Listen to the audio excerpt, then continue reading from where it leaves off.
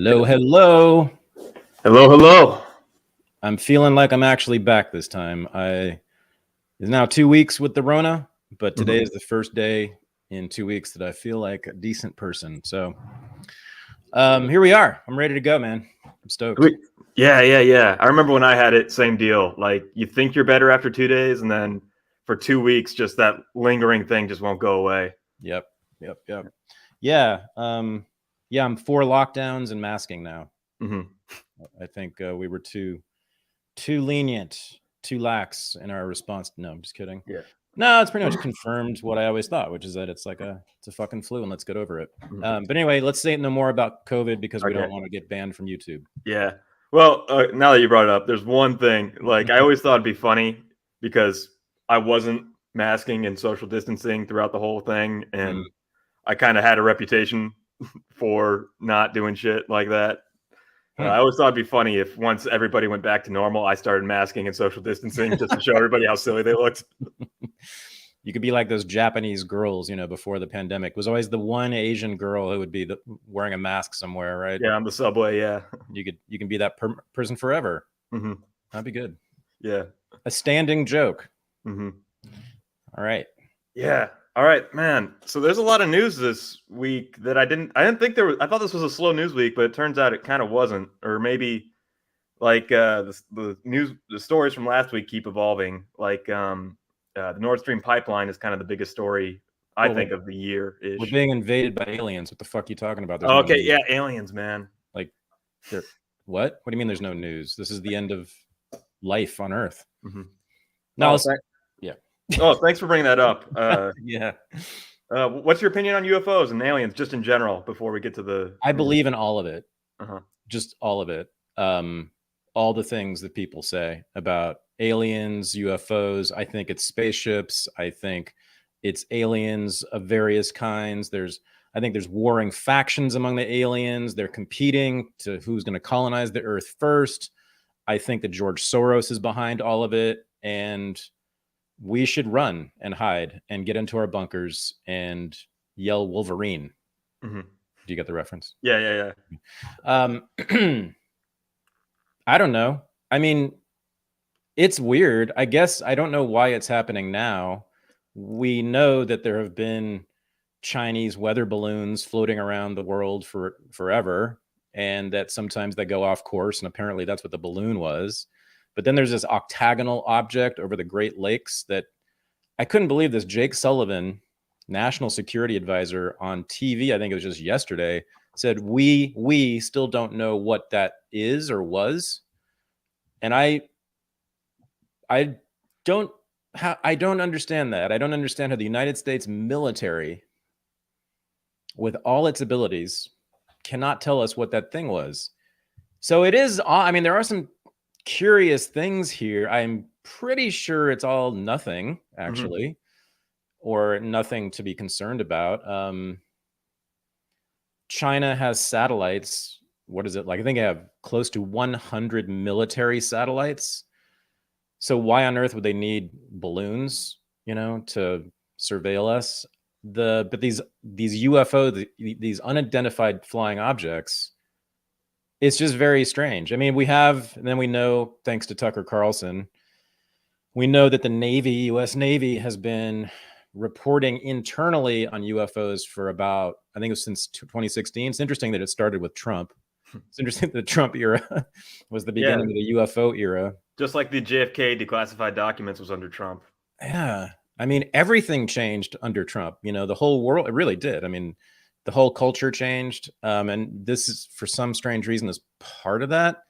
I've seen the Navy videos of the little dots, the little light specks flying around in strange patterns. I don't know. Sure. I mean, it's certainly possible that there's extraterrestrial life. I would bet that there is. I've never seen any evidence of it, but why would you not assume that there is some out there? Whether it's had the ability to fly to Earth and buzz around the Earth looking at us, I doubt. I don't know. I see no reason to be concerned about it one way or the other. Can I play historian for a bit? No. Oh, okay. Well, back in the day, I will anyways. Back in the day, H.G. Wells, remember War of the Worlds and all that? The radio broadcast. I'm not that fucking old. Yeah. But okay. Weren't you? Oh, I thought you were like 10, 11 at the time. But oh, funny. Yeah. But H.G. Wells, War of the Worlds, the radio drama went on air, and then all these Americans were listening at home, and they thought it was a real news broadcast because you trust what you listen on the radio at that time. And a bunch of people went out and started shooting at like blinking lights that they saw that were actually just like water towers or something. Right. So I think the Chinese spy balloon was for some reason a viral story. And then everybody started looking up at the sky and saying, oh, I see this, I see that. And then they started calling up the military, or they started calling up people and saying, what the hell is going on in the sky? And then you get more reports going around just because it's in the ether. That's a good point. Yes. Hysteria is as American as cherry pie. And you could look at American history really as one long, unbroken series of hysterias, from the Salem witch trials way back in the day all the way to the present. I mean, we just have one hysteria after another. They follow on each other. Now we have multiple hysterias simultaneously. Some of them are sort of left-wing hysterias, like, you know, white supremacy or COVID, and some are right-wing hysterias, like the Chinese Communist Party and UFOs and whatever. So it is certainly a part of America, and this is typical for America. So it's nothing new that we freak out over some things like UFOs, even when they're, you know, completely fictional, like with the War of the Worlds. But so what's your point, though? I mean, Americans have freaked out about things like this in the past. Oh, yeah, there's always been, well, for the UFO thing, I think there's always weird shit in the sky. I think for our government and foreign governments and corporations even, and people just have stuff out there that we don't know what it is, or we're not allowed to know what it is. We're not allowed to say what it is. Yeah, for some reason, yeah. And as you pointed out, stories go viral because there's this witch hunt, outrage thing that happens. So hysteria.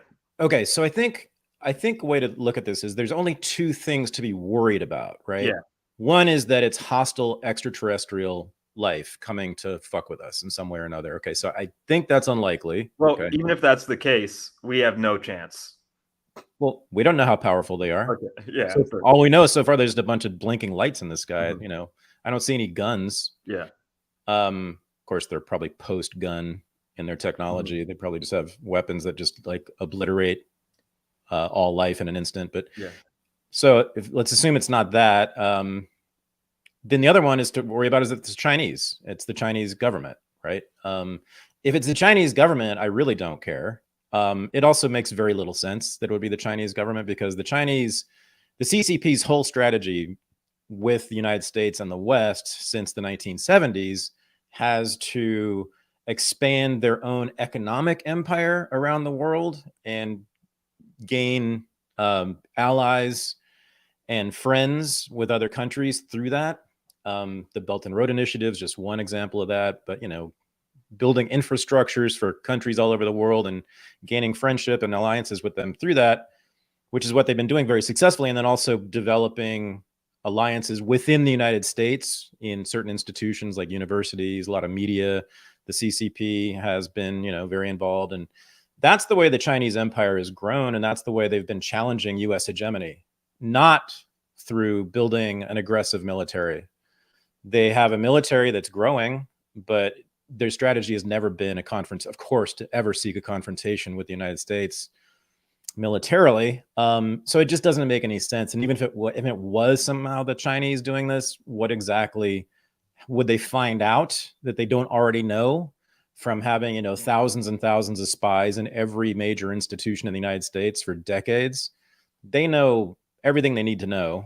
And so it all seems, I guess I don't know, again, why there is concern about it and why the US government would be hiding this. I mean, they're definitely trying to obfuscate this. There's something going on that they're not telling us about. And that's what's odd.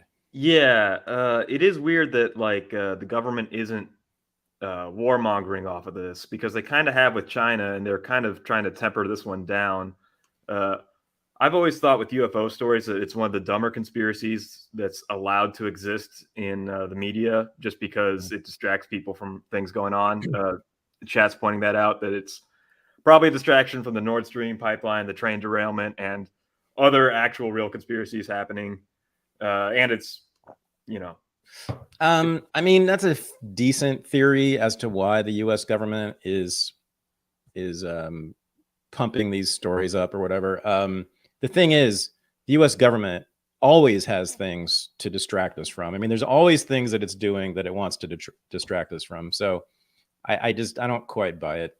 Yeah, this was Biden's statement on it. He had 8 minutes to talk about it, and he really didn't say anything. Incidences.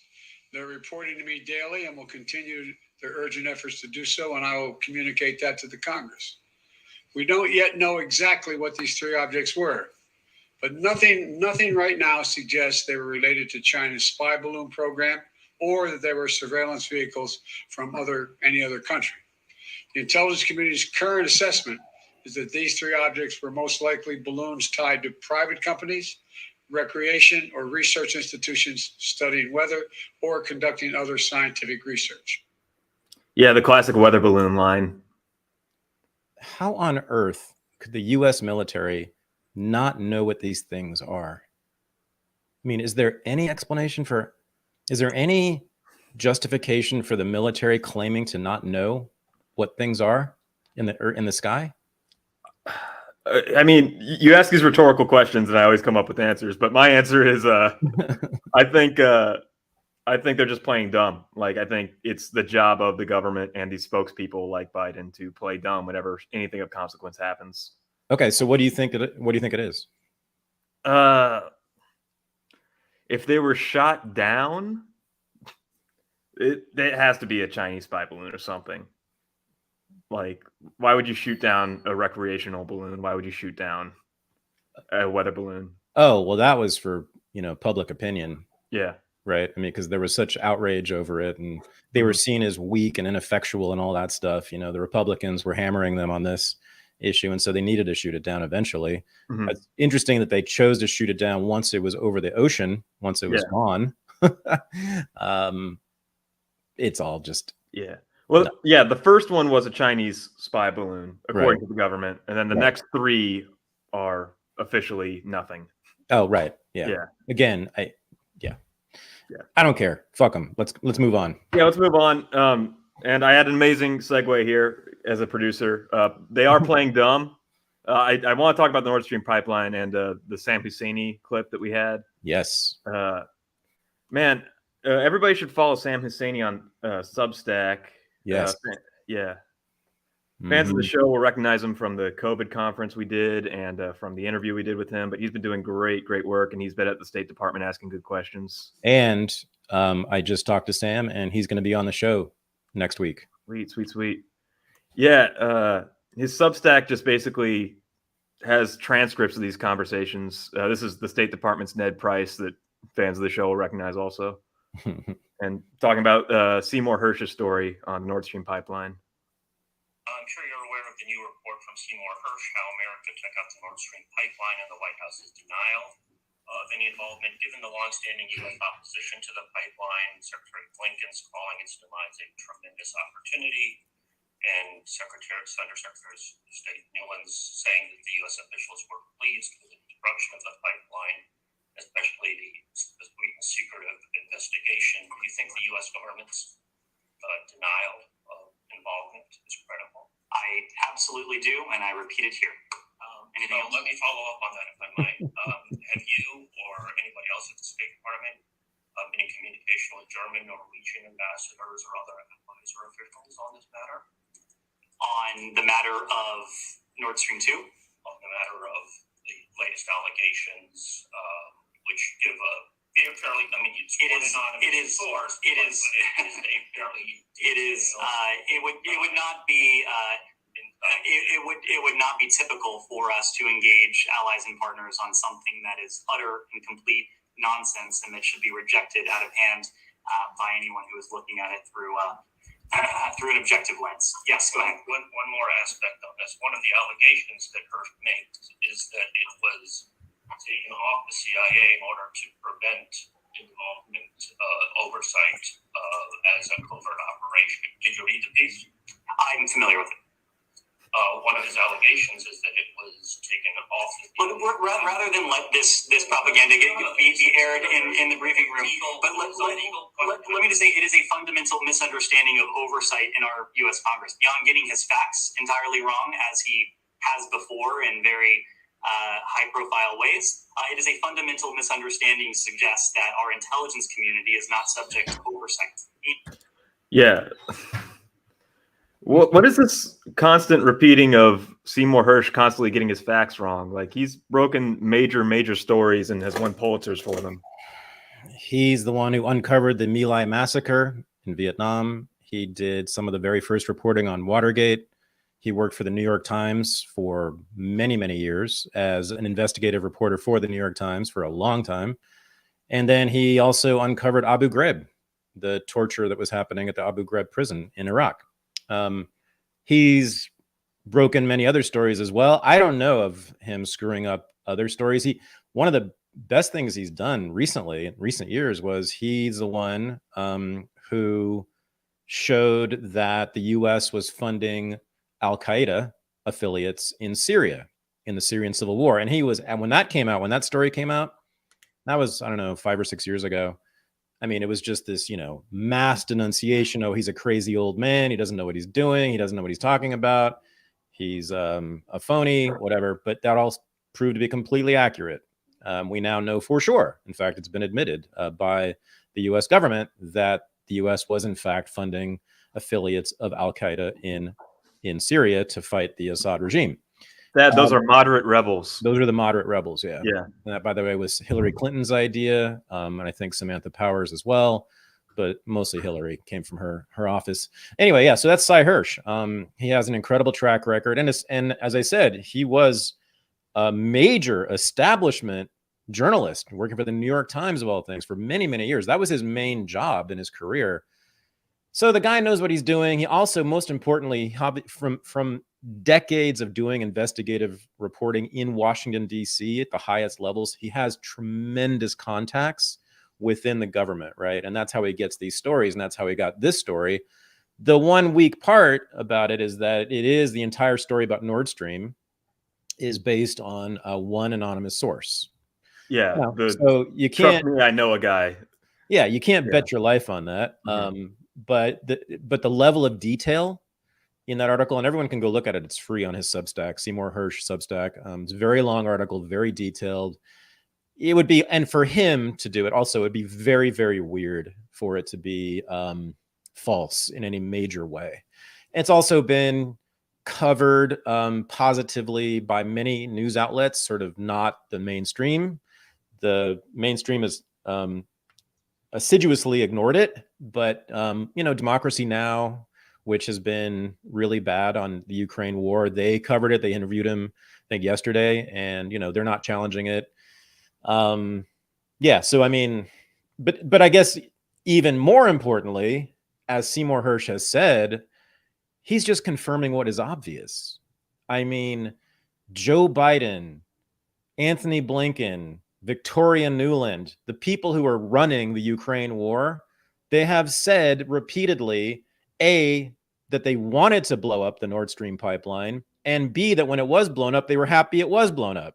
Yeah, that was Sam Husseini's first point, and Ned Price completely overlooked that. Yeah, they've taken pride in it. And then also various allies in Europe, government allies, have also been very enthusiastic about this. And that former European Commission official who's married to Anne Applebaum, who's a major neocon, I think what's his name? Forget his name. Anyway, he's a major Polish politician, pro-NATO guy. He sent out that tweet the day after Nord Stream got blown up, and he said, "Thank you, the United States. Thank you, USA, for doing this." So, I mean, come on. It's just obvious. It's obvious that the U.S. did it. There's no one else who would have done it. The idea that Russia did it to itself is just beyond ridiculous. They spent zillions of dollars on this in many years, building these pipelines, major part of their infrastructure. Why on earth would Russia want to blow up its own pipeline? I mean, it's incredible that they actually floated that. Just once again, it shows that how completely ass ignorant American people are about foreign affairs. You know, they can just say whatever they want. The government can say whatever they want about foreign affairs, and they'll get away with it because there will be 10 people in the country who will say anything in objection to it. There will be Sam Husseini and you and me and Cy Hirsch, and that's about it. You know, a handful of people on the anti-war team will criticize them for it, but no one will pay attention to us. So, you know, I mean, the very biggest people sort of on the anti-war side are like Glenn Greenwald, I guess, and maybe the Gray Zone guys. You know, they have like 300,000 or 400,000 followers on YouTube and Rumble, and which is nice. You know, Jimmy Dore has 1 million. You know, these are the biggest people on the anti-war faction, and so we're very small. We're nowhere near as big as mainstream outlets are, and this is the way it's always been. The anti-war movement has always been a fringe, exotic, largely ignored movement in this country. Mm-hmm. How long do you think it's going to take for Substack to get like recognized as legitimate? I just feel like it's not mainstream yet to say, "Oh, I read this on Substack from an independent journalist," and all the greatest journalists are independent and on Substack doing the best work there. Yeah, but they don't have the seal of approval of a major publication anymore that makes these stories break like they used to. All this information is being sanctioned off to little bubbles. It'll be like anything else. It'll be like the internet was, you know, at first no one took it seriously. If you wrote an article or a blog post on the internet, it wasn't taken seriously because it wasn't in a newspaper. But eventually, when everyone was reading the internet instead of newspapers, the mainstream media had to take it seriously. They were forced to, because their entire constituency was reading blog posts and taking newspapers less and less seriously. So I think that's already happening.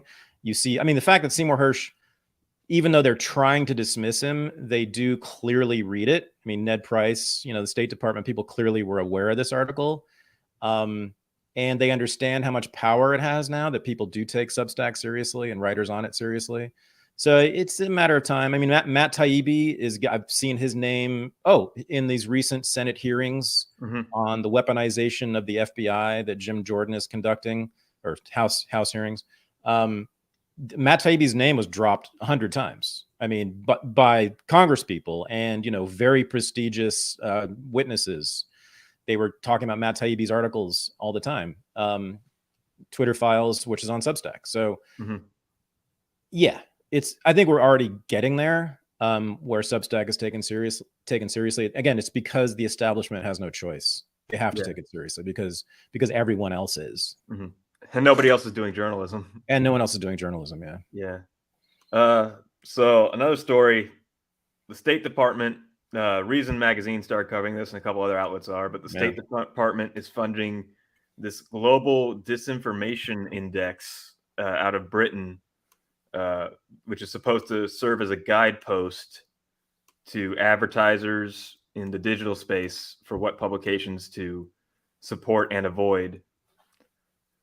Reason Magazine is on the avoid list as part of the 10 riskiest news outlets, and New York Post, the people who got the Hunter Biden story right, are on the avoid list, are on the risky list, and places that got that story wrong, like Huffington Post and New York Times, are on the up and up. Government propaganda like NPR, state-funded news, is a low-risk outlet, according to the State Department. Yeah, Reason Magazine. I mean, this is great for Reason. People know that I'm a frequent contributor to Reason. I've been writing for them for about more than 10 years now. Also done many videos, friends with many people at Reason. I love Reason, even though they've been not so great on Ukraine and they were not so great on COVID. But generally speaking, for any sort of, I guess, mainstream outlet, they are as close to my politics as anybody. So the problem with Reason is they haven't ever had that big of an audience. They have a decent little audience, but it's never been anywhere near as big as a lot of these right here listed. But this will help. This means that the establishment is taking Reason seriously as a threat, which is really amazing because they're pretty innocuous actually toward the establishment. But yeah, This is part of what's been going on since Trump, since Russiagate. It started in with Russiagate, and then it really ramped up. And I think we've talked about it on the show, ramped up with COVID, this misinformation industry, which is centered in universities. There is now a misinformation think tank or institute at just about every major university in the United States and in the UK. They all work very closely with the State Department and the CIA. They all get funding from the federal government. They all claim to be researching the dissemination of misinformation and disinformation by what they claim to be, Russian outlets and by crazy right-wingers who are anti-vax. It's all been very transparently an effort by the security state, by the national security state, to discredit everyone who is a dissenting voice on the right and the left. You'll see in lists like this, they're always coming out with lists of, dangerous misinformation spreaders.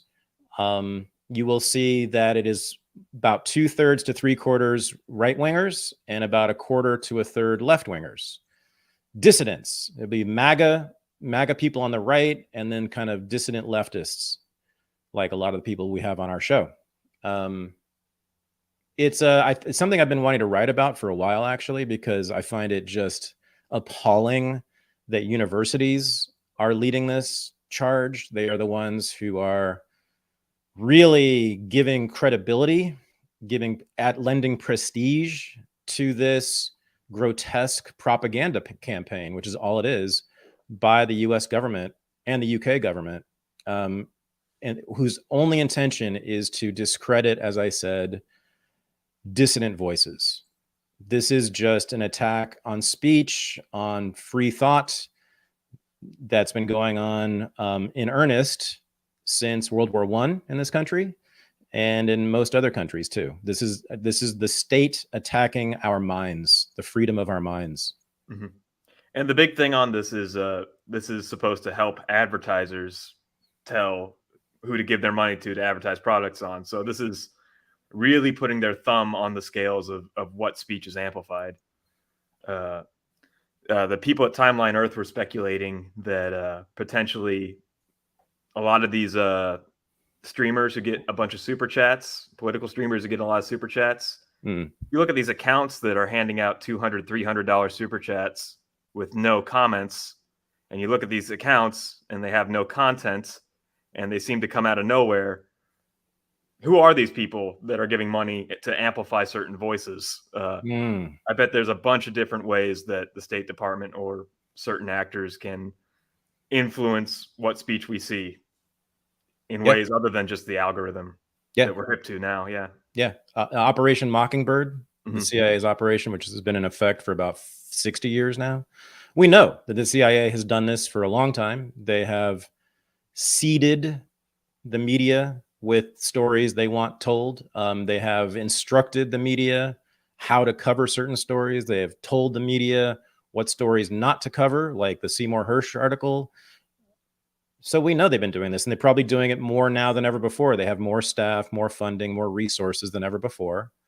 And since Trump, they've been going hard because they have felt unconstrained in their ability and their right to intervene in public discourse, to shape public opinion by controlling media. You know, what they did with Twitter and Facebook also is a major part of that campaign, that effort.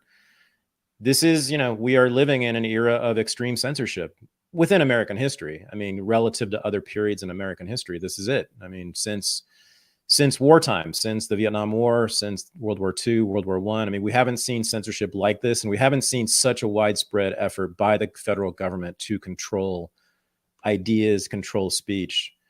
These disinformation networks, these disinformation institutes at all these universities, people should look this up. They're in almost every school. I would say that they sent the biggest ones, the most influential ones are at Stanford, UCLA, Harvard, and MIT.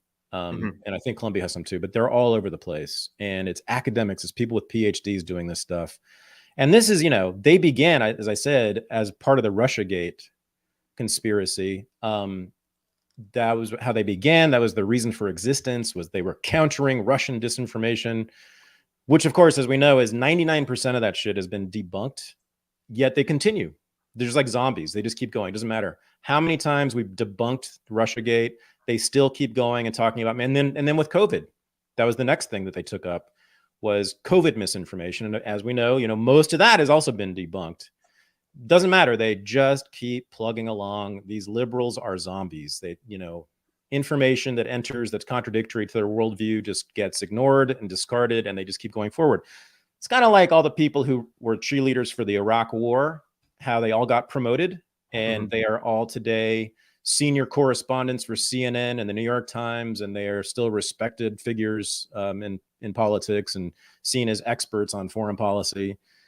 It's really remarkable. Again, but this speaks to, once again, 50% of American adults read at below a 6th grade level. And 99% of American adults can't identify Ukraine on a world map. They don't even know what continent it's on. We are an isolated, ignorant population, and that's why the ruling class can get away with murder. And they can tell us whatever they want, and people just go along with it. Again, don't disrespect America's ignorance. That's what makes this country great. You wrote a book about it. I do want to say, as we talk about the free speech issue, it's not about censorship anymore as much. Like, I think they allow alternative media to exist because they can't censor it. It's too big. But it also kind of exists as a pressure valve, to release things out into the air so it doesn't get too big. The strategy that they're doing to control everything is actually amplification as opposed to censorship, explicit censorship. And you pointed this on Twitter when, who was it? Samantha Power, right? She went to Hungary to share all the great work that she's doing in Budapest with foreign aid to amplify certain messages. Yeah, this is amazing. Yeah. She's so unabashed about this. Well, again, it's a cottage industry and they're all proud of it. Best to discuss USAID's new support for the Hungarian people. But I also underscored that the United States wants to work more closely with Hungary. A central component of this work is making progress together on addressing some key challenges to democracy and helping secure respect for the rights and dignity of all people. I sat down with members of independent media and civil society organizations that are dedicated to promoting the rule of law and exposing corruption here in Hungary. The U.S. government is committing $20 million to bolster civil society, to help independent media thrive and reach new audiences, and to support community-led initiatives that can empower local groups trying to make change. We are looking forward to working with the Hungarian people in building the future they want. This is amazing, naked, unashamed American imperialism. So for people who don't know, the president of Hungary is Viktor Orban, and Hungary is a member of NATO. And so Hungary is officially, technically an ally of the United States.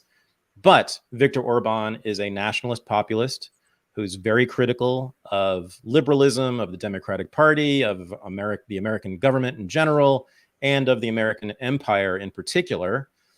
He has been far too sympathetic to Putin in the war and in general for American interests.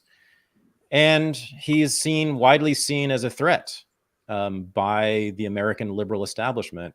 So notice what she says there. She went to Hungary and did not meet with the government of Hungary. She met with independent media and civil society organizations in Hungary, which means who?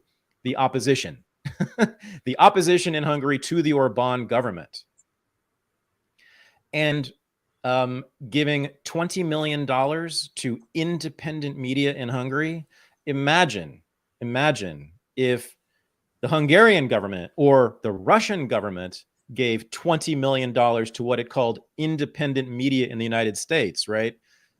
We know what that would be called. that would be called a disinformation campaign. But it's a regime change campaign. It's not just disinformation they're spreading in Hungary. They are trying to take down the Orban government and then very much the Putin government in Russia too. That's what she's doing. She's announcing this proudly on social media as if this is not just a straight attempt by the United States to shape the politics and the culture of other countries according to our wishes.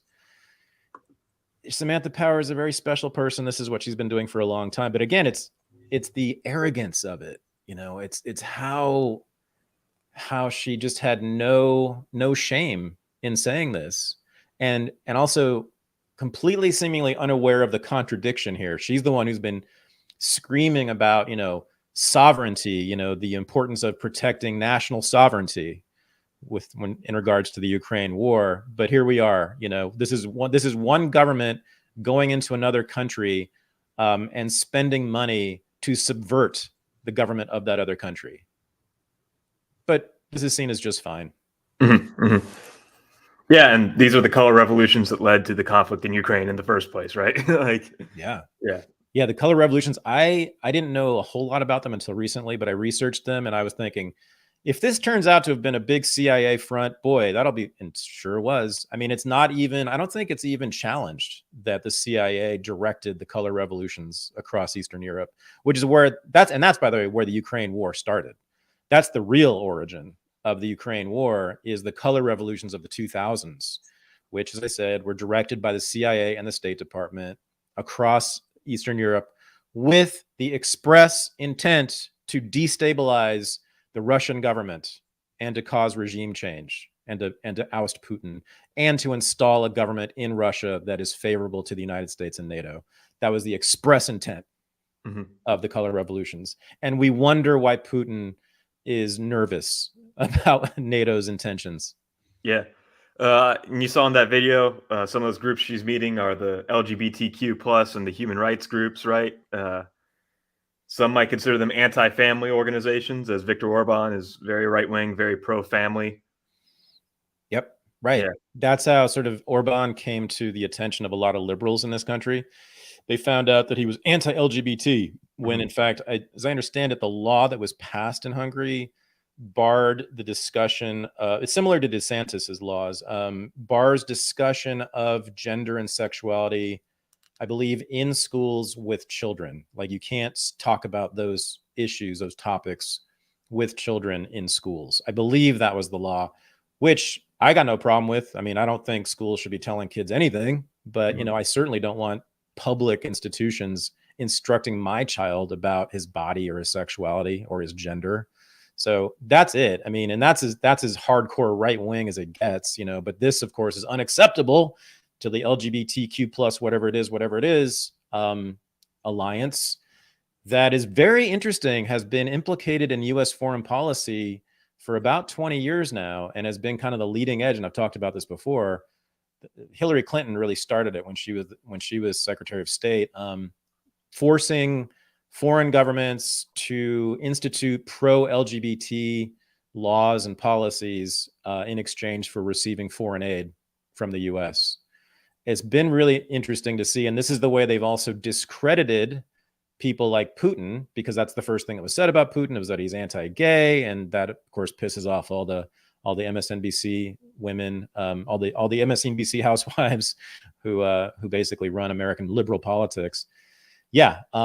So it's no surprise that the rainbow flag was prominent in Samantha Power's trip to Budapest. Mm-hmm. Yeah, you've been interviewing the based gays. You had Alex, Filthy Armenian, on. I'm curious what they'd have to say about homosexuality being used as a tool of global imperialism. Well, I mean, I would think the based gays would hate it. Mm-hmm. Yeah. I mean, the alt-right frog Twitter, they call it globo homo. Mm-hmm.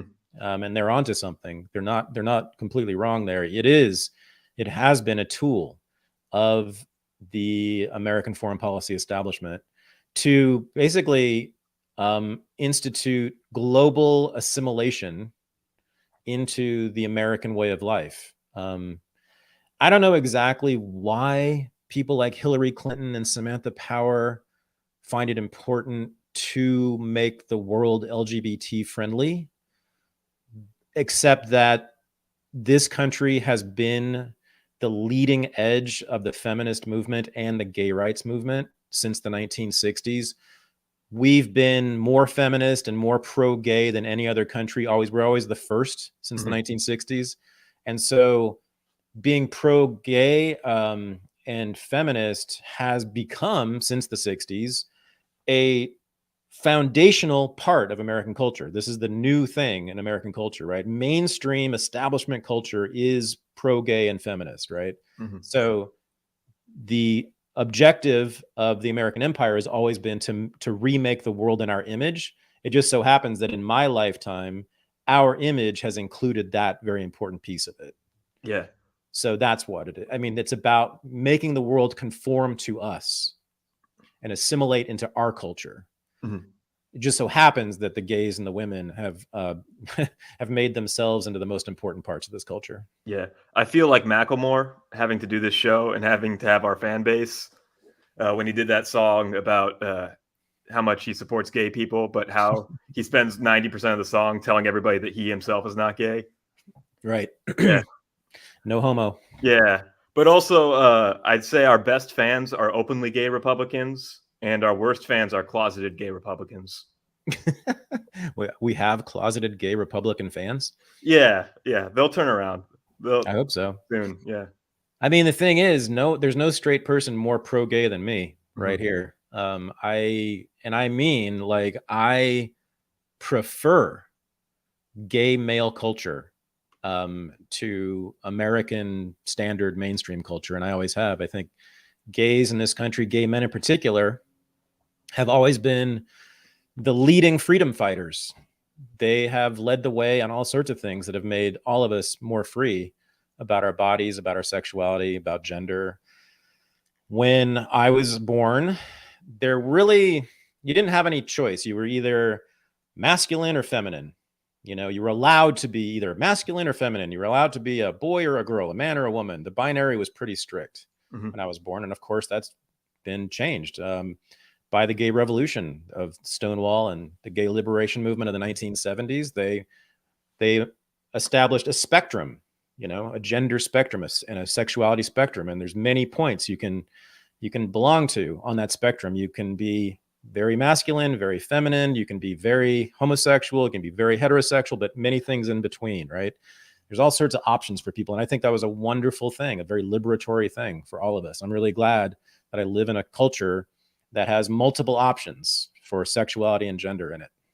I think the gay rights movement, though, and to your postmodernist analysis, relied on essentializing gay people. If you say that being gay is a choice, that's kind of verboten in liberal circles. You can't say that at all. That's a tell that you're anti-gay. When you just interviewed Filthy Armenian, and he basically said that at the age of 22, he decided to be gay. And I think there's a lot of gay people out there that live most of their lives heterosexually until they decided to change and live a different lifestyle. I'm not saying all homosexuality is by choice, but there is an element of choice to it. And I think, we'd have a much more free society if we didn't essentialize people based off of what they decide to do with their private lives. Crucial point you just made. Yes, I'm glad great that you brought that up. So the history of this is essential. Pardon the pun.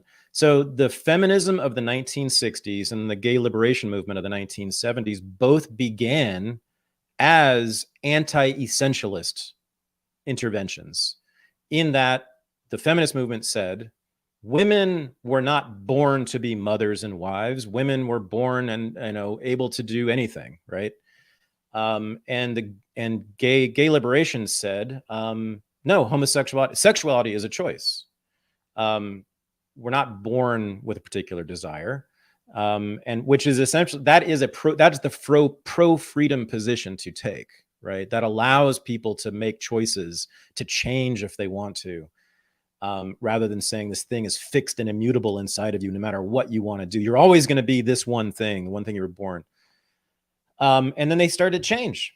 Then gay marriage happens in the 80s and 90s as a movement, and feminism becomes institutionalized also during that time. And a debate emerged within the two movements. So there were feminists who became feminist essentialists. And they started to argue, no, women are actually born a particular way, and they are a particular way.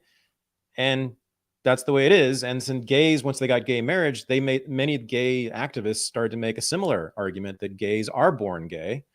Those who I like, people on my side of this, are known as queer theorists, and they have maintained throughout this that no, it's all a choice. It's all a choice, which again grants freedom and allows for agency for individuals to decide who they are and what they desire. So the essentialist movement on the left has culminated in the trans movement, which of all things, of course, began as an anti-essentialist movement by saying, I am not what a society assigns me at birth. I can choose whatever I want to be, whether it's a man or a woman. But now, of course, trans people are screaming, trans activists, I should say, are screaming all the time about how they were born a particular way, and therefore, using an improper name is an offense to them and an existential threat to them. And it's all a nightmare. This is part of how the left has become conservatives, because that's the old conservative argument, right? That the way you were born is who you are and who you always will be. Mm-hmm. That you can't change nature. You can't change God's intentions for you. Yeah. I had a friend who's just coming out of the pandemic, came out as trans and presented himself as a woman for 2-3 months and is now back to being his old identity. No questions really? asked. Yeah. That's just, he wanted to be a she for a few months and everybody went along with it. It was cool. And then thankfully this person didn't take any hormones to change who he was physically, and decided that I've had enough of that and I like who I used to be as well. And this is who I'll be for now on. And I might change back, So he only transitioned nominally, not physically? Well, the old school way of describing him would be a cross-dresser for 2 to 3 months. Right. But so what? Like, it's a fad. It's a fad and it will fade. I'm quite sure of it. I mean, the pronouns thing is just too hard. It's too difficult. I mean, they're never going to get normie Americans to abide by that stuff. It's just too hard to remember. Mm-hmm. It's just too complicated a set of rules. Yeah. But I'm glad that he was 26 when he did this, and he wasn't 13, and he wasn't told by a high school counselor that you essentially are something else and that we need to permanently alter your body to affirm who you essentially are on the inside. God, I just saw a video on Twitter today. I'm sure some people have seen this. Of this family somewhere in middle America. They clearly were kind of like rural American, somewhere in the middle of the country. And I think it was 3 kids, and every single kid, one kid was identified as trans. These were all like prepubescent kids. One kid identified as trans, one identified as, I believe, pansexual, and one identified as cisgender gay. And they're on video, the mom's interviewing them, and they're, saying what they're supposed to say. And she's making it sound, she wants them to pretend that it was all their idea. No one suggested this to them, that they came up with this entirely on their own. It's all coached. And I don't know what's in it for these mothers, these women. It's all coming from women. Yeah. Who are pushing this stuff. Why would your typical stay-at-home mom want her kids to be queer in that way? I don't know, but while you're talking, I was reminded of your analysis of the civil rights movement, where basically to push United States imperialism during the Cold War, when Russia was the enemy, you had to basically, Africa was looking to be colonized kind of by both Russia and the United States. And if we're mistreating Black people at home, it gives us a bad international image. And you need to assert certain things about human rights and certain things about essential people and their identities. And you could totally see a parallel with that, with the LGBTQ imperialism that we have with the State Department.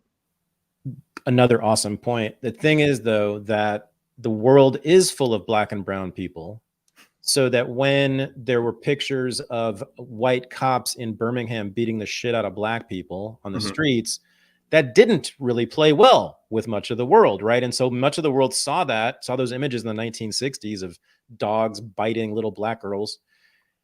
And they chose to go with the Soviets. They chose to ally with the Soviets, who were trying to make it look like they were the pro-black wing. And so the U.S. did actually lose. They actually did lose in the Cold War in the competition for the allegiance of the third world. But that is not happening in this case, because it turns out that most of the world is not trans or gay. And this is exactly what you see in the rise of BRICS. So a big part of the politics of BRICS and this new multipolar world that's emerging is that BRICS is led by Russia and China, where they're not woke. They're not keen on this gender and sexuality stuff at all, right? And many of the countries that are now allied with BRICS, like India and Pakistan and Saudi Arabia, they're pretty old school when it comes to gender and sexuality, right? They're not big fans of the whole trans LGBT shit, right? So it's not working now. These countries, in fact, are using these videos of weirdo blue hairs as evidence that we are satanic, and therefore the people of the third world should not join with us, because the people of the third world are overwhelmingly straight. And now we have multiple alliances, military alliances, because of that. So it's not working. Hillary Clinton's gambit to force the world into the LGBTQ agenda has backfired. And you see this in the speeches of Putin all the time. I think pretty much every time Putin talks about these issues, he raises this. He says, you know, they are trying to force on us these ideas about gender and sexuality that we are not having in Russia and elsewhere. So this is part of the failure of the American empire. This is another way in which the American empire is losing and has made terrible mistakes. The American empire has been very dumb recently. Yeah. All in the name of diversity, ironically. So the train story, right? The train that got derailed in Ohio, I believe East Palestine, which is right outside of Cleveland. That happened actually 2 weeks ago, but it's been building up, especially with the chemical spill and how it's been handled. Much more story now, and it's pretty darn dangerous right now. I guess it got big also because Pete Buttigieg, who is the face of affirmative action in the Democratic Party for gays, he represents the dream that one day the president can be gay. You know, unlike I hope so. Abraham Lincoln and JFK, I think, were already the first out gay. The first domestic gay. Domesticated gay.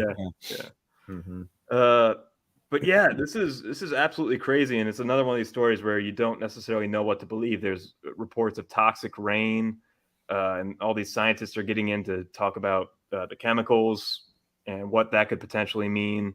Potentially, like millions of deaths, honestly, if this chemical stuff gets out of hand, and everybody online is acting like an expert in how to get rid of toxic chemicals. You know, oh, they should have done a controlled burn. Oh, they shouldn't have. Yeah. So derailments happen all the time. Toxic spills happen all the time. And they always have, since there have been toxins, since there have been industrial toxins, we've had industrial toxic spills. I mean, for 150 years on a regular basis. This is nothing new. I don't know exactly why there's so much hullabaloo about it. I mean, it's obviously terrible for the people of East Palestine, I think it's called, by the way. Yeah. It's right on the border of Pennsylvania. It's actually closest to Pittsburgh. You know, I don't know. I mean, yeah, the scandal to me is that Pete Buttigieg gets up there and gives this talk, and what he's concerned about is the number of white construction workers on infrastructure projects. That's the real problem. Oh, I didn't see that. Oh, Oh, utter racism, just straight up racism. He says the problem has been that the people who work on these projects don't look like, and he says this, don't look like the people in the neighborhoods where they're working. These federally funded infrastructure projects, you know. Yeah, so he says the people who have worked on those projects do not look like the people who live there. Mm-hmm. I mean, that's All right. xenophobia and racism right there. I'll say something about that. He's talking about Cleveland, and Cleveland has black parts in it, but we look pretty white. Mm-hmm. And man, I played a gig Saturday at the Indianapolis Arts Garden. I was the only native English speaker, and it was for Black History Month, and there was a bunch of Latinos and me. Then I wish I'd all seen the that. all the art that was on display was like definitely black artists doing like black pop culture icons as like graffiti. Mm-hmm. And I'm like, Indianapolis is pretty black. There's black parts of Indianapolis, but pretty darn white, Mm-hmm. you know. And all the public art in Indianapolis is like Reggie Miller, and like it's we do have black icons here. We do have a lot of great black history in Indianapolis, but we also have we have plenty of white history too. We've got Kurt Vonnegut. We've got, you know, it's whites also exist, is what I'm saying. Black History Month is for white people. Didn't you know that? It is. Yeah. I mean, it was invented by white people, and it was made for white people. Of course. Mm-hmm.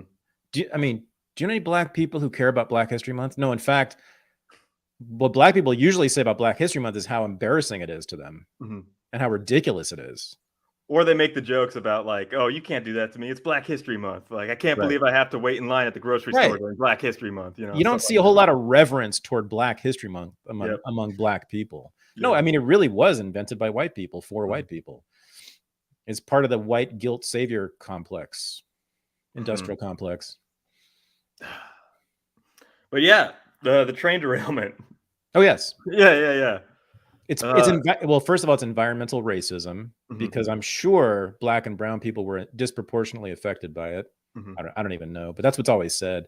It's amazing. Like, the left no longer can be concerned about things like a toxic spill or, you know, mass incarceration unless there's a racial element to it. Mm-hmm. That's all that matters to them. Was there racial disparities in this? Were black people disproportionately affected by this thing? Like, when there's nuclear war, when Ukraine sends missiles into Russia beginning World War III, and we're all, you know, dealing with the nuclear fallout, they're going to be searching for a reason to oppose that. And the only thing that they could ever find that would cause them to oppose it is if they found out that a large number of black people were affected. Mm-hmm. That's a good hook. Maybe we should say that a major city that would be targeted by a Russian nuke would be disproportionately black. Maybe we should start saying that. Yeah, right. Yeah. No, I mean, it's astonishing when the mass incarceration issue, that's all they ever care about. They're only concerned about the racial disproportionate of it. They're only concerned that, you know, there's a disproportionate number of blacks in prison. Mm-hmm. Period. I mean, they never care about anybody else who's in prison. They never care about the 500,000 white people who are in prison currently. They don't care about even the conditions of prisons. They don't care about the overall number. They just care about the racial numbers. Mm-hmm. They got race on the brain. Yeah, that Memphis police brutality story, Tyree Nichols. Yeah. Somebody was saying on Twitter, I can't believe, well, like, you know, making the assertion that this only happens to black people, that black people are the only people beaten by cops, and that there aren't any white cases of 5-on-1 violence like that. And then comment section, this guy, I don't know their names, but there are these stories out there. And John McWhorter did a great job when Black Lives Matter was first gaining traction of documenting all the white stories that directly parallel the black ones that we know about. Yeah, well, Daniel Shaver is maybe the most notorious case, right? He was shot to death on his hands and knees in a hotel hallway by a cop. And I don't know if we've said this before, but about a month ago, his widow, Lainey Sweet, who was on Unregistered about a year ago, she got a great settlement. She got $8 million from the state of Arizona, I think, which just about the first time anything like that's happened. This is almost unprecedented. And Danny Shaver was white and Lainey Sweet is white. and their kids are white. Yeah. So this was one of the rare examples of people actually recognizing that cops can kill white people too, or they do kill white people, and they imprison the shit out of them. There's, as I said, right now there are 500,000 white people in prison in the United States as we speak. Yeah, I mean, this is something I've been railing about for many, many years. Every time there is a case of police brutality against a white person, I always make sure to publicize it. I always make sure to talk about it because it's never talked about, and I find it disgusting. People don't care about police brutality. They don't care about state violence. They only care about racial social engineering and assuaging their white guilt. Yeah, that Laney Sweet, Daniel Shaver story, that was body cam footage, correct? Yes. Right? Yeah. Right. Yeah. I'm sure most people listening to this have seen that footage. It's in the intro. Oh, that's right. Of course. Yeah. Right. It's the most horrifying cop video. It's worse than the George Floyd video. It's just unbelievable. I mean, you see him getting shot to death right there for doing nothing except being prostrate on the ground. Yeah. And by the way, the cops who killed him totally got off, and they are living in retirement. I think one lives in the Philippines. Yeah. Yeah, they're totally with pensions. Fine. Full pensions, totally got off. Yep. Whew. Yeah. So dang. Everything else, all the other stories were related. Now I gotta. Well, we got a big one. We got a big controversial one to talk about. What are you thinking? Rage Against the War Machine. Okay, yeah. We need to talk about what's going on in the anti-war movement. And this is very relevant to us because we've had many people on Unregistered who are part of this story. So, Rage Against the War Machine is a big national protest rally in Washington, D.C. this Saturday against nominally U.S. support for the Ukraine war, for Ukraine in the war against Russia. The problem is that many of the speakers who have been invited to speak at this rally have been explicitly, outwardly partisans of Russia in the war. They are pro-Russia. And they say that's what they're about. They want Russia. What they want is for Russia to win the war. They are not anti-war. They are for one side in this war. And this generated a lot of controversy, still is. There's been lots and lots of talk about this. Scott Ritter is one of them. And I think he just dropped out, by the way. I just checked the website. He's no longer listed as a speaker. But there's others. Jackson Hinkle is probably the most notorious one. And Jackson's built a huge audience, which has been sort of surprising. Very young guy. I think he's like 22 or 23. And he's got a huge audience. But he's very clearly pro-war, pro-Russia. So what's been said is that they don't belong at an anti-war rally. They're not anti-war. They're pro-Russia. It's just complicated. So during the Vietnam War, a similar split happened in that there was a significant minority faction of the anti-war movement that was explicitly allied with the Viet Cong and the North Vietnamese, with the communists in Vietnam. Well, there were a lot of communist intellectuals, who were pro-communist because of that, and then there were a lot of useful idiots too, like Jane Fonda. Right, but people used to fly the North Vietnamese flag. They used to pledge allegiance to Ho Chi Minh, and they said they wanted a communist America. They wanted to import Vietnamese communism to the United States. So that's not exactly what's going on, as far as I can tell, with people like Jackson Hinkle and Scott Ritter. I've never seen them call for the importation of Russian culture or Russian politics into the United States. I've never seen them call for Russia to essentially colonize the United States. They've never called for us to live like Russia, like Russians. They just want Russia to win because they believe that Ukraine is full of Nazis, which they're partly right about. and that Ukraine constitutes an existential threat to the people of Russia, which also this is at least partly correct, because there is outright anti-Russian racism rife in Ukraine, and many Ukrainians want to kill as many Russians as they can. So I'm ambivalent about all this. I mean, should they be at a rally that's called anti-war? Maybe not. But there's certainly nothing wrong with taking a side in a war. I don't take the side of Russia or Ukraine in the war, although I'm somewhat more sympathetic to the pro-Russia side, but I'm not certainly on the side of Russia. I want the war to end, and I want NATO to be defeated, and I want the United States to be defeated. And so that's why I think it would be better if Russia wins. But I'm not pro-Russia. But there's nothing wrong with taking a side in a war, right? I mean, and to want one side to win over the other side. And I think the arguments for the pro-Russians are pretty strong. I mean, I think that if Ukraine wins the war, which means that NATO and the United States would win the war, U.S. imperialism will be completely unchecked and will be able to expand all across Eurasia and probably into the rest of the world. And we will be spending more and more trillions of dollars maintaining a global American empire and killing lots of people to make that happen in the process. For many reasons, I think that the claims of the people of the Donbass are completely legitimate, and I want them to win, which means that Russia needs to win. I think the people of the Donbass, this is almost for sure, will be slaughtered and tortured if Ukraine wins. So I don't know. It's an issue, but I guess I don't see why we can't talk to these people who are pro-Russian. I mean, Scott Ritter, I knew when I interviewed him last year that he was pro-war and pro-Russia, and in fact, he's a veteran.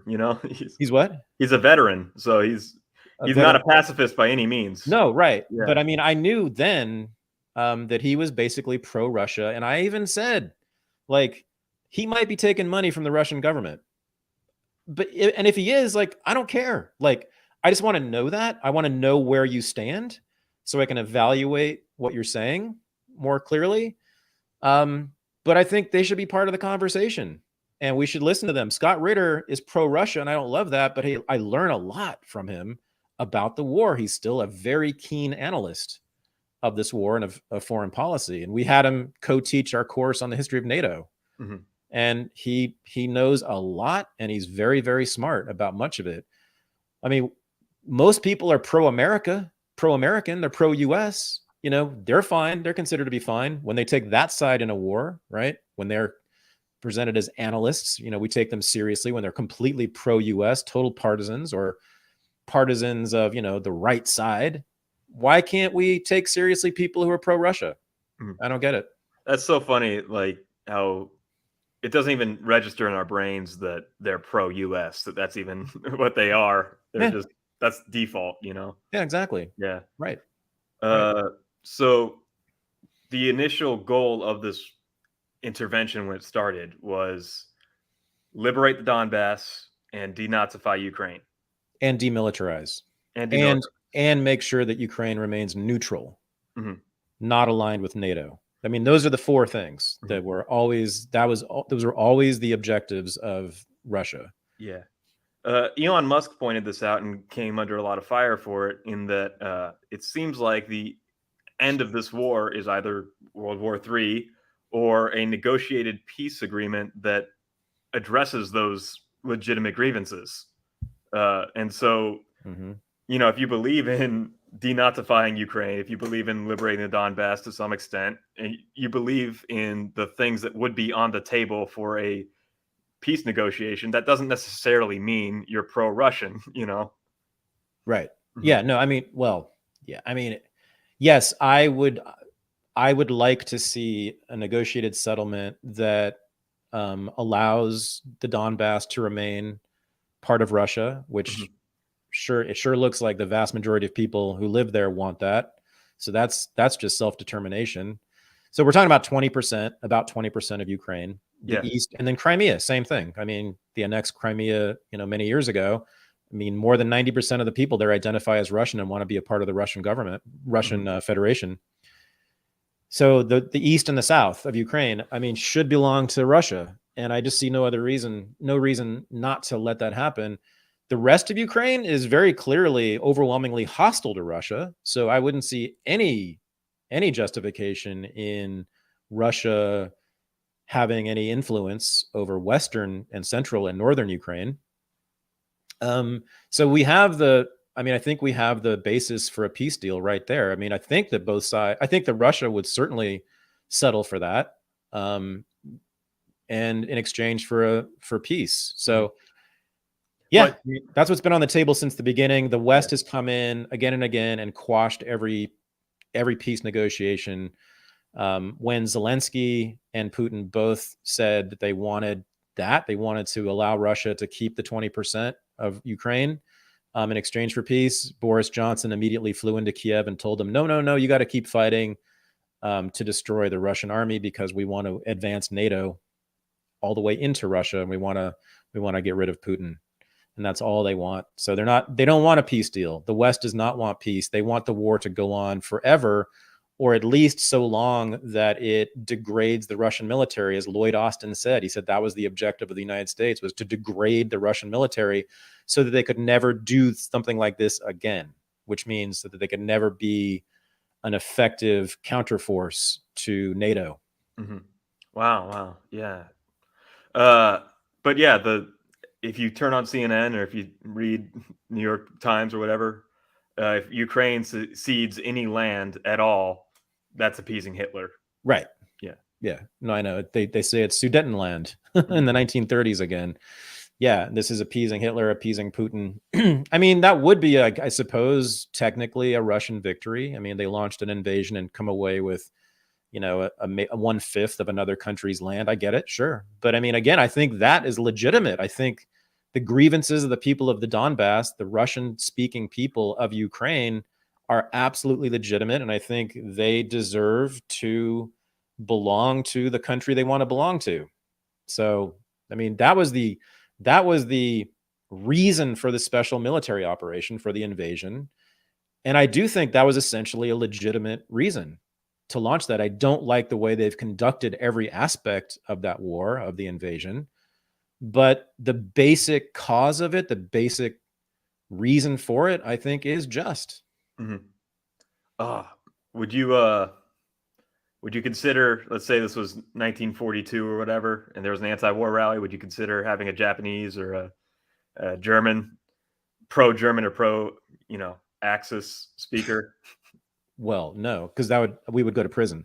Yeah. Okay. They put 2,000 people in prison during World War II for opposing the war. And these were people who weren't even working with, the German and Japanese government. Well, and then there were many people who were working for the German and Japanese governments who were also put in prison. But anybody who was who in any way was sympathetic to the Japanese or Germans or was associated with them in any way, they'd go to prison. Yeah. In World War I too, they put many people in prison who were sympathetic to the Kaiser. Mm-hmm. And yeah, Michael Millerman is so good on this in that he constantly amplifies pro-Russian voices. Mm-hmm. And, even if only to understand, that's basically his point, is you cannot oppose somebody if you don't even understand them. Mm-hmm. So yeah, on a free speech basis, I think we definitely need to listen to these people. And yeah, in the spirit of free speech and an anti-war rally, I think there should be no problem with having a diverse range of speakers, even somebody pro-Ukraine, yeah. Yeah, I mean, it's just indisputable to me that the West has oppressed Russia since the 1990s in many, many ways. And this grotesque Russophobic racism that's rampant now is part of that. I mean, they've been oppressed in many, many ways, and they've become surrounded by this military alliance called NATO, right on their doorstep, right on their border, all around their border. There's this massive military alliance with all sorts of weapons that could be used to invade and conquer Russia.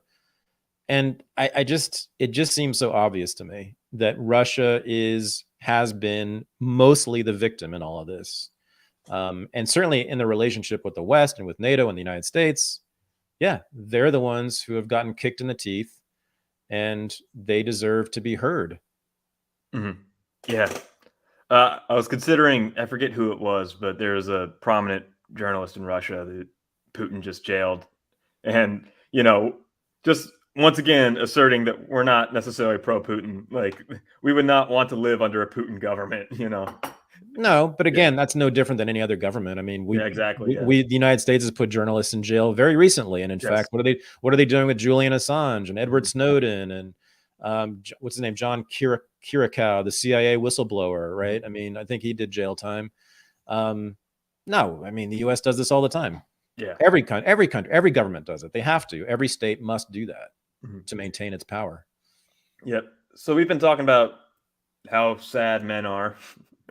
Which is yeah, but it turns out teenage girls are also sad too. This study from the CDC just got published, and there were a lot of metrics that were prominent. Yeah, the 2011 to 2021, but this 57% of teen girls report that they felt sad or hopeless, to the extent that they felt sad or hopeless for 2 weeks straight, and that they couldn't functionally do their normal tasks.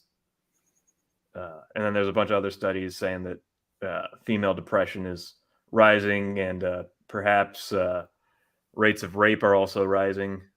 Yeah.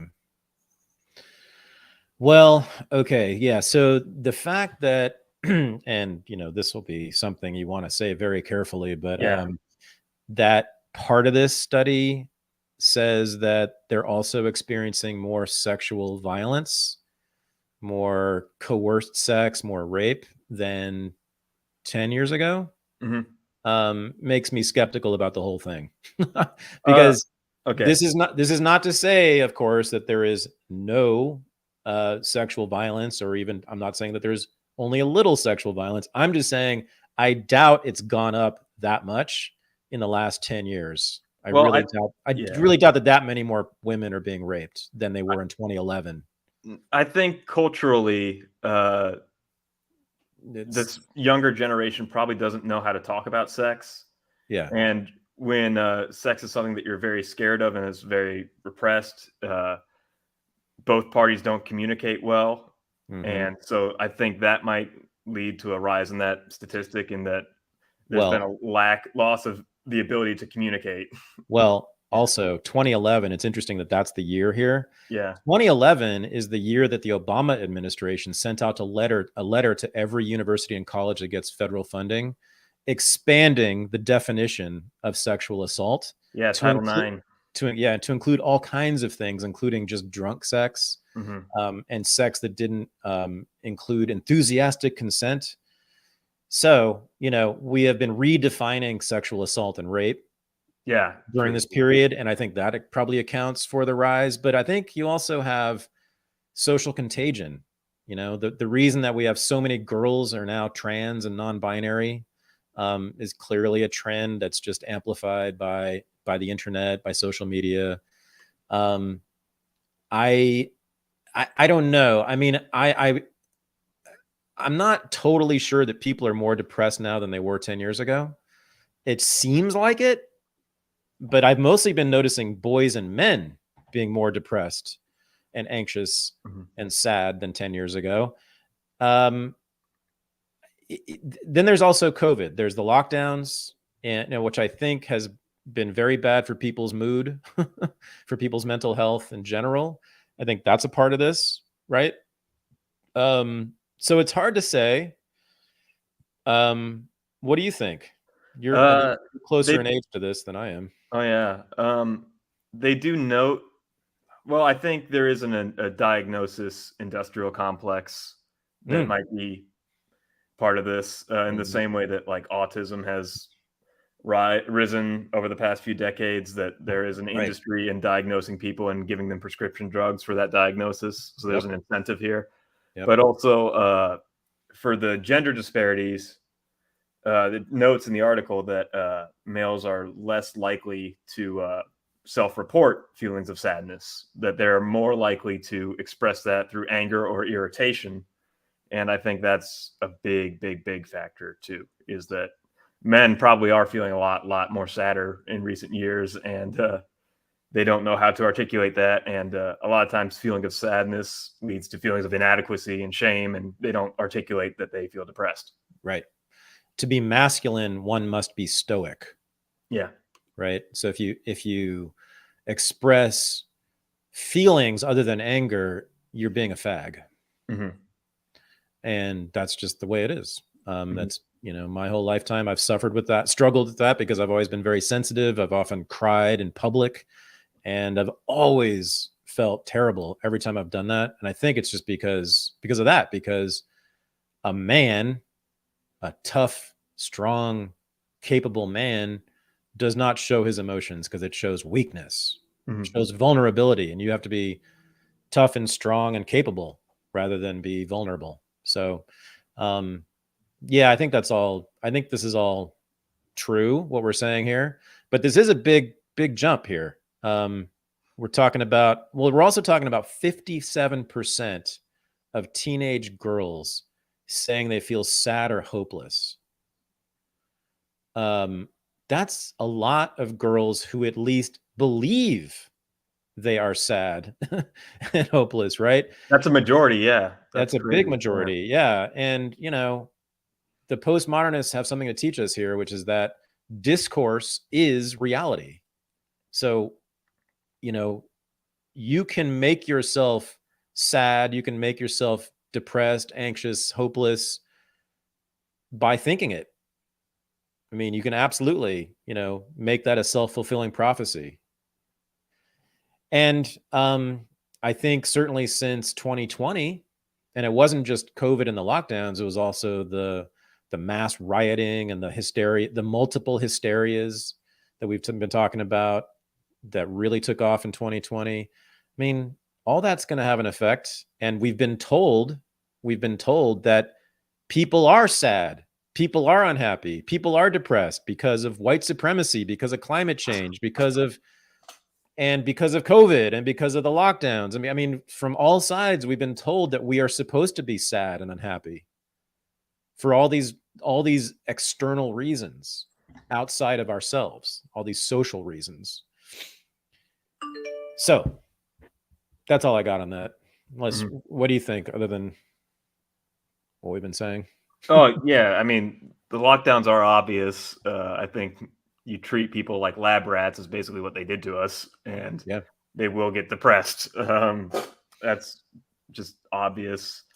But yeah, it's a self-fulfilling prophecy if you see yourself as depressed. The new age term for it is also like limiting beliefs. If you say I'm a depressed person, like instead of mentally saying I'm sad and human beings feel sad and I have every reason to feel sad and that's just part of the human experience. Mm-hmm. If you tell yourself, no, I have this thing called clinical depression and it's an insurmountable disease, I do think that's a limiting belief and a self-fulfilling prophecy that will help you spiral into worse and worse feelings. Yeah. There's also the decline of privacy. Yeah. So we are all online. Most of us are public in some way now. I don't think that's good for your mental health. Mm-hmm. Yeah.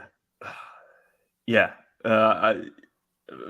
Speaking firsthand, getting involved in this dissident politics publicly online thing. Mm-hmm, right. I got feelings of paranoia and shame and what do people know? What do people think? And fear. Yeah. Fear, right? Fear.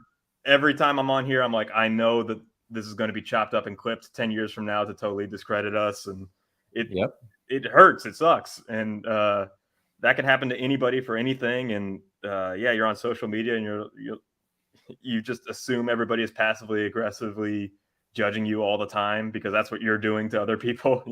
There have actually been one or two total idiots who have said some negative stuff about you in the YouTube comments. They're complete obvious idiots, but like already you are getting shit, right? I mean, my God, right? This is, you can never run for Congress. Mm-hmm. You can never hold elective office. because the people will use this against you. But no, it's feeling inside out. It's feeling transparent. It's feeling like you're exposed to the world and people can just pick at your corpse all they want. It's a pretty awful feeling, even when you know that the people doing it are complete morons, which usually they are. Yeah. It's still not fun. Yeah. I do like to amplify a variety of messages and be sort of cryptic in my public personality and be a bit of a chameleon, just so I weed out superficial people and I weed out people who judge people on the surface a lot. Yeah. I take all my advice from YouTube commenters. Yeah.